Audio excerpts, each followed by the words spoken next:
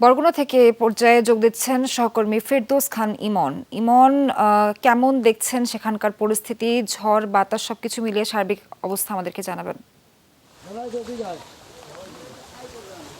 গরম গরম রুটি, সাথে সুজির হালুয়া, দুর্দান্ত জুটি।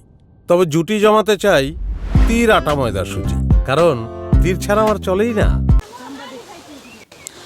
যদি আসলে বরগুনার উপকূলের কথা বলতে গেলে এক প্রকার লন্ডভন্ড হয়ে যায় এই আপনার এই দুর্যোগে এবং এই ঘূর্ণিঝড়ে, এবং বিভিন্ন স্থানে কিন্তু গাছপালা ভেঙে পড়েছে এবং রাস্তাঘাট থেকে কিন্তু মানুষ চলাচল করতে পারতেছে না। যদিও কিন্তু এই উপকূলে কিন্তু রাত 12টার থেকে কিন্তু রেমালের তাণ্ডব শুরু হয় এবং আজ দুপুর নাগাদ কিন্তু আপনার সেটি চলতে থাকে।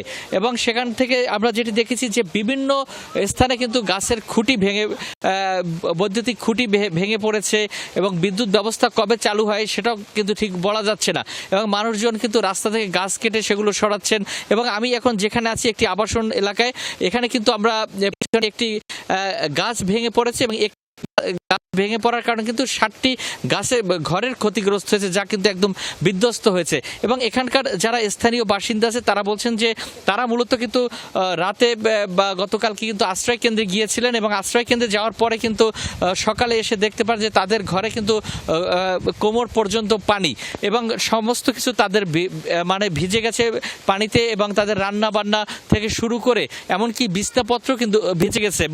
মূলত এক প্রকার দুর্যোগের মধ্যে এখানকার মানুষ রয়েছে, এবং যে পরিমাণ ক্ষয়ক্ষতি হয়েছে সেটি কিছুদিন পরে হয়তো জানা যাবে কি পরিমাণ ক্ষয়ক্ষতি হয়েছে এই উপকূলে। এই ছিল বরগুনা থেকে। ইমন, আপনাকে ধন্যবাদ আমাদের সঙ্গে যুক্ত হওয়ার জন্য।